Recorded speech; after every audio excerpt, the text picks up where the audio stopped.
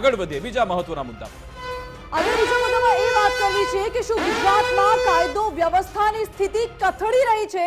આ સવાલ અમે લોકો નથી કરી રહ્યા, આ સવાલ કરી રહ્યા છે પાટીદાર યુવકો, કારણ કે પાટીદાર યુવકોએ ગનના લાયસન્સની માંગણી કરી હતી, કલેક્ટર કચેરી સુધી રેલી કાઢી હતી, આવેદન પત્ર આપ્યું હતું અને લગભગ મોટી સંખ્યામાં 200 થી વધુની સંખ્યામાં પાટીદાર યુવકો એકઠા થયા હતા અને ગનના લાયસન્સની માંગણી કરી હતી. જ્યારે તેમને પૂછવામાં આવ્યું કે તમને ગનનું લાયસન્સ શું કામ જોઈએ છે, તો પાટીદાર યુવકોનું એવું કહેવું હતું કે કાયદો વ્યવસ્થાની સ્થિતિ ઉપર અમને ભરોસો નથી, એટલા માટે અમારે સ્વરક્ષા માટે આ ગનનું લાયસન્સ જોઈએ છે. સવાલ અહીં એ પણ ઉઠી રહ્યો છે કે શું ગુજરાતમાં ગન કલ્ચર વધી રહ્યું છે? નહીતર તો આટલા બધા યુવાનોને ગનના લાયસન્સની જરૂર શા માટે પડે? મોરબીમાં સંમેલન મળ્યું હતું અને પાટીદાર યુવા સેવા સંઘનું સંમેલન મળ્યું, જેમાં પાટીદાર યુવા સેવા સંઘની રચના કરવામાં આવી છે. પાટીદાર સંઘે કાયદો અને વ્યવસ્થા પર પણ સવાલ ઉભા કર્યા છે. આ સાથે સંઘની અસામાજિક તત્વો વિરુદ્ધ કડક કાર્યવાહી કરવામાં આવે તેવી માંગ કરી છે. કાયદો વ્યવસ્થાને લઈને પણ ઠરાવ પસાર કરવામાં આવ્યો છે. મનોજ પનારાએ કેટલીક માંગણીઓ સાથે જાહેરમાં ઠરાવ પસાર કર્યો છે, પરંતુ અહીં ક્યાંક ને ક્યાંક રાજનીતિનો રંગ પણ ભળી રહ્યો છે. આમાં બિલકુલ મનોજ પનારા જ્યારથી ચર્ચામાં આવ્યા છે તેમણે પાટીદાર સમાજનો એક મુદ્દો ઉઠાવ્યો છે અને જ્યારે એક સાથે 200 યુવાનો અહીંયા કચેરી પહોંચ્યા હતા અને કહ્યું હતું કે સાહેબ અમને તમે હથિયાર રાખવા માટેનું લાયસન્સ આપી દો, અમે અરજી લઈને આવ્યા છે, ત્યારથી જ આ મામલો સતત ચર્ચામાં છે. તેમનું કહેવું છે કે અહીંયા વ્યાજખોરો બેફામ બનેલા છે, અનેક વ્યાજ ચક્રમાં, એ વીજ ચક્રમાં અનેક પરિવારો હતા ન હતા થઈ ગયા છે, તેમની પરિસ્થિતિ કફોડી થઈ છે, એટલા માટે જ અમને અહીંયા ગન જોઈએ છે. સાથે સાથે તેમણે કહ્યું અસામાજિક તત્વો સતત છાકટા બને છે, તેમને કોઈનો ડર નથી, તેમનાથી બચવા માટે અમારી સ્વરક્ષા માટે અમને તમે હથિયાર આપી દો. અને હવે આ મામલો મનોજ પનારા આગળ લઈને ગયા છે. તેમણે અલગ અલગ સમાજની બધી છે તેને પણ દૂર કરવા માટે વાત કરી, પરંતુ આમાં મુખ્ય સેન્ટરમાં મુદ્દો એ છે કે અમને હથિયાર તમે આપી દો.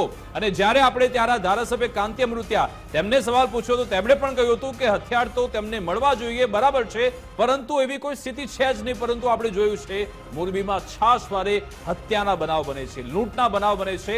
અને જ્યારે લોક દરબાર અહીંયા સ્થાનિક લેવલે યોજવામાં આવ્યો હતો ત્યારે અહીંયા સ્થાનિક લેવલના અધિકારી, ધારાસભ્ય, પૂર્વ ધારાસભ્ય બધાની હાજરીમાં કેટલાક લોકો આવ્યા હતા કે ભાજપ સાથે સંકળાયેલા લોકો અમારી સાથે લૂંટફાટ મચાવે છે, અમારી જમીન તો લઈ લે છે પરંતુ પૈસા આપતા નથી, એટલા માટે સ્થિતિ અહીંયા સર્જાયેલી છે. આખરે મનોજ પનારાએ શું સવાલ ઉઠાવ્યા હતા, શું પ્રતિક્રિયા આપી તે સાંભળીએ. કે પાટીદારોને દૂધની ગાય સમજીને ગમે તે હાલતા ચાલતા દોતો જાય છે. આ દોવાની પ્રવૃત્તિઓ જે લોકો કરી રહ્યા છે એને મારી આ તકે આ સંગઠનના માધ્યમથી ચેતવણી છે કે હવે આ બકરી નથી, આ ગાય નથી, આ સિંહનું સ્વરૂપ લીધું છે. દોવાનું બંધ કરી દઈએ, નહીતર દોવા વાળાની શું હાલત થશે આ સમાજ હવે આવતા દિવસોમાં બતાવશે. જે રીતે મોરબી જિલ્લાના દર મહિને પાટીદારો એકત્રિત થાય છે પોતાની સમસ્યાને લઈને, એ જ અનુસંધાને સનાડા ગામ ખાતે પાટીદારો હજારોની સંખ્યામાં એકત્રિત થયા હતા અને આ મીટિંગની અંદર અમે 5 ઠરાવો પસાર કર્યા છે. એમાં પહેલી માંગણી અમારી રાજ્ય સરકાર પાસે એ છે કે પાટીદાર યુવાનો સહિત ગુજરાતના તમામ સમાજના યુવાનો બરબાદ થઈ રહ્યા છે આ ઓનલાઈન ગેમિંગના કારણે.